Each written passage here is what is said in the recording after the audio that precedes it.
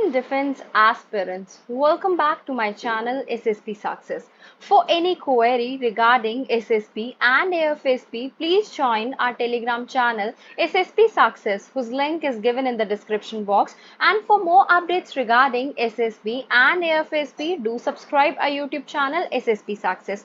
Today, we are going to cover an important GD topic that was asked in 18 SSP Allahabad board, and it was about how G20 is creating impact on the world. So let's get started with our topic. See, ये जो GD topic था कि G20 कैसे major impact create कर रही है world में, उसके हमारे पास 3 लीड थे. The number 1 lead that we had was about governance, second lead diplomacy को लेके थी एंड थर्ड लीड आपकी एनर्जी को लेके थी. सो एज पर मी गवर्नेंस जो है वो वन ऑफ द मेजर या फिर इंपॉर्टेंट लीड कह सकते हैं.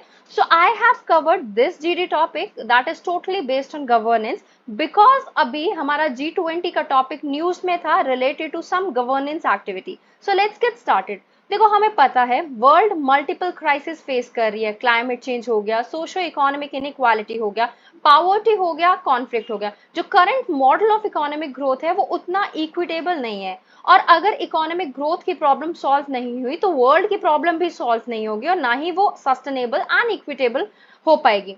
G20 जो रिप्रेजेंट करता है 80% of the world GDP and 2/3 of the global population, ये one of the most influential forum है ग्लोबल गवर्नेंस के लिए. हाउएवर, ये एक तरीके से हम कह सकते हैं it is an impasse. Why? Because USA चाहता है कि इसकी members wants its members to shut out Russia and China, जिनको एक तरीके से ऑब्स्टेकल के फॉर्म में देखा जाता है. इंडिया ने चेयर किया है G20 को and it's not easily swayed by the pressure of the G7.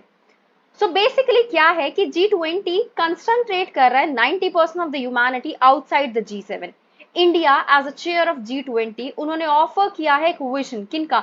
Vasudeva Kutumbakam का, one earth one family one future, जो ब्रिंग करेगा सारे सिटीजन के लिए equality in terms of opportunities, in terms of other benefits. India ने propose किया है एक approach that is lifestyle for sustainable development to G20. उसके लिए हमें कुछ कोहेरेंट एक्शंस चाहिए होंगे among all the stakeholders और सारे लेवल पे, और ये एक्शंस कलेक्टिवली किए जाने चाहिए. ये रिकॉग्नाइज करता है एंड एम्पलीफाई करता है role of local communities, local and regional government के रोल को और ट्रेडिशनल नॉलेज, सो दैट हम सपोर्ट कर सके सस्टेनेबल लाइफस्टाइल को. If we talk about G20, 1999 में following the Asian financial crisis, G20 was established as a forum for financing ministers and central bank governance. ये summit को इसने raise किया summit level पर 2008 में to address the global financial and economic crisis of 2008. इसका aim है secure करना global financial stability को by involving world's largest advance and emerging economies. अगर हम इसके स्ट्रक्चर और फंक्शनिंग की बात करें, G20 की प्रेसिडेंसी रोटेट होती है एनुअली. कोई परमानेंट सेक्रेटरी और हेडक्वार्टर नहीं है. 19 कंट्रीज हैं जो डिवाइडेड है 5 ग्रुप्स में. प्रेसिडेंसी रोटेट होती है. Now let's talk about Troika. It's a working association between current presidency, past presidency और next presidency जो hold करने वाली है. If we talk about the challenges, कोई enforcement mechanism नहीं है, कोई legal binding नहीं है, कोई polarization of interest नहीं है, जैसे रशिया यूक्रेन कॉन्फ्लिक्ट देखा गया, चाइना का स्ट्रैटेजिक राइज देखा गया, नाटो का एक्सपेंशन देखा गया. अब अगर हम G20 इंडिया 2023 की बात करें, इंडिया ने अज्यूम किया है 18th G20 presidency from December 1, 2022 for a 1 year period. ये जो थीम है ना, that is Vasudhaiva Kutumbakam, a Sanskrit word है जिसका मतलब होता है one earth one family one future. ये वर्ड टेक लिया गया है एंशिएंट संस्कृत टेक्स्ट से, महा उपनिषद से. Now, what is G20 role in shaping global governance? Let's talk about economic coordination. Economic issues transcend करते हैं नेशनल बॉर्डर्स को और कोऑर्डिनेशन लाते हैं. G20 एक प्लेटफॉर्म की तरह एक्ट करता है फॉर मेजर इकोनॉमीज, जहां पे डिस्कशन होती है, अलाइनमेंट होती है इकोनॉमिक पॉलिसीज की, प्रमोट किया जाता है ग्लोबल स्टेबिलिटी एंड ग्रोथ को. G20 अकाउंट करता है for more than 80% of the world GDP and 75% of the global trade. If we talk about crisis management, G20 emerge होके आया था as a response to 2008 financial crisis. उसके बाद से इन्होंने बहुत important role play किया है by convincing leaders to address immediate challenges और certain kinds of strategies बनाए. जब कोविड 19 पैंडमिक आया उसके रिस्पॉन्स में G20 के लीडर्स ने एक extraordinary virtual leader summit conduct किया, जिसमें उन्होंने कमिट किया they are going to support each other research, access करने देंगे मेडिकल सप्लाईज को और शेयर करेंगे बेस्ट प्रैक्टिसेस को। Next is global financial system reform. G20 का एम है एनहांस करना रेजिलियंस को, स्टेबिलिटी को, किसकी? ग्लोबल फाइनेंशियल सिस्टम की। और इन्होंने पुश किए हैं रिफॉर्म्स के लिए, लाइक फाइनेंशियल इंस्टीट्यूशन होना चाहिए, रेगुलेशन होना चाहिए, ओवरसाइट मैकेनिज्म होना चाहिए, सो दैट ऐसे फ्यूचर क्राइसिस प्रिवेंट किए जा सके।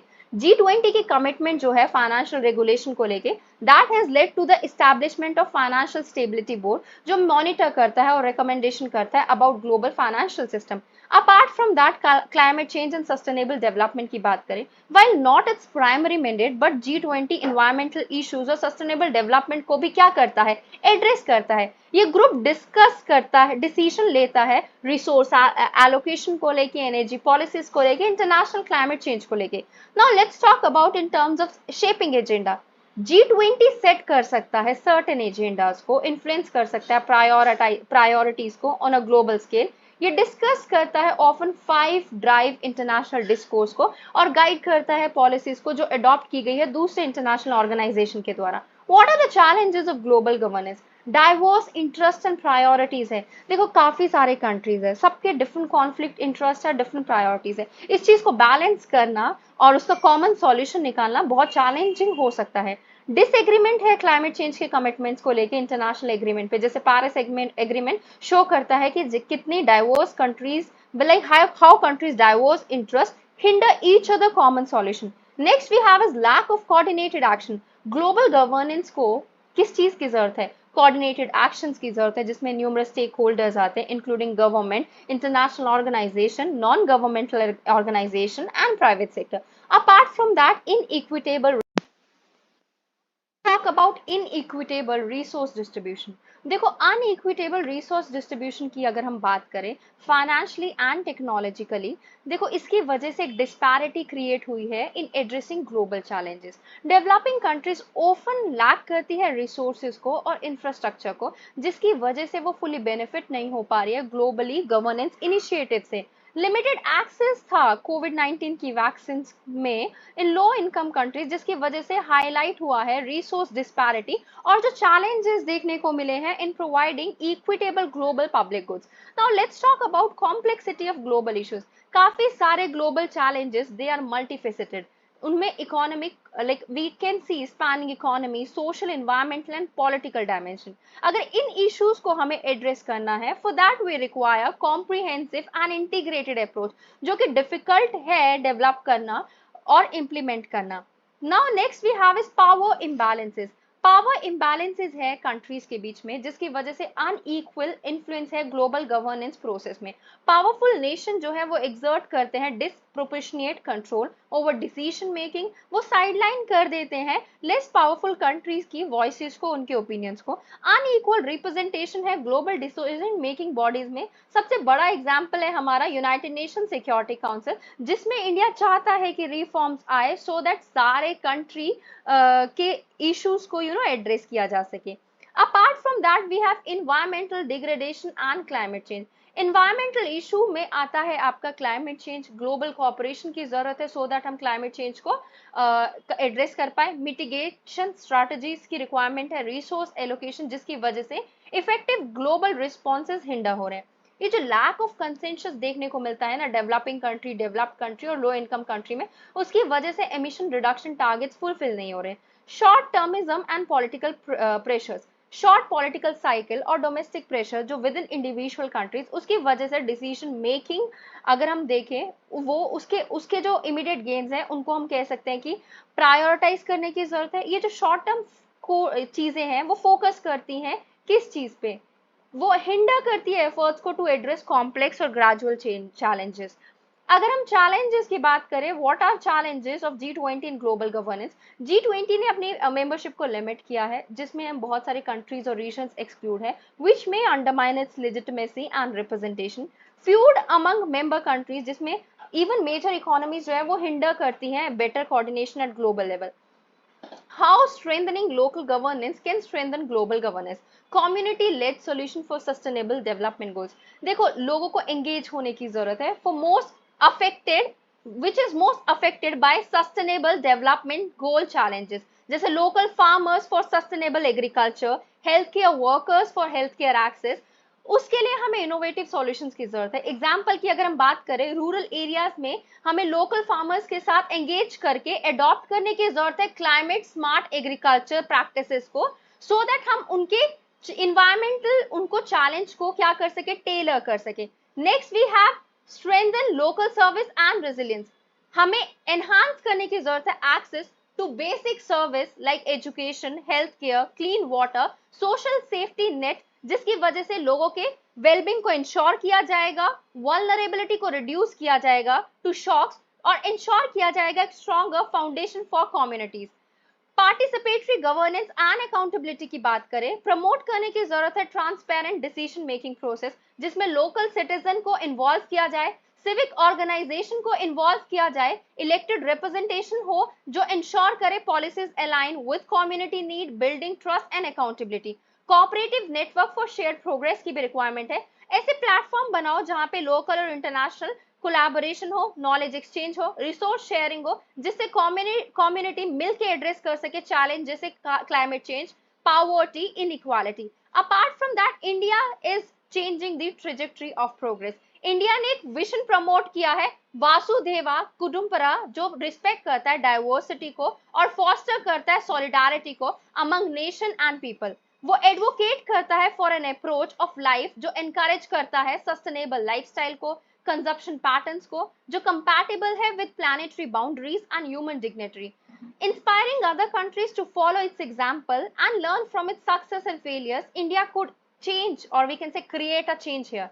इन स्टेप्स के अलावा भी इंडिया, गवर्नमेंट ऑफ इंडिया को एम्पावर करना चाहिए लोकल कम्युनिटी को, लोकल गवर्नमेंट को, सो दैट हम किसी चीजों का सॉल्यूशन निकाल सके. How G20 can strengthen global governance. Collaborative leadership and agenda setting की वजह से हम क्या कर सकते हैं, हम सस्टेनेबल डेवलपमेंट को प्रमोट कर सकते हैं, इक्विटेबल रिसोर्स डिस्ट्रीब्यूशन कर सकते हैं, ग्लोबल स्टेबिलिटी ला सकते हैं, regular dialogues and consultation ensure कर सकते हैं, decision made are inclusive and holistic. Integration of sustainable practices. G20 proactive measures ले सकता है to integrate sustainability into economic policies and decision.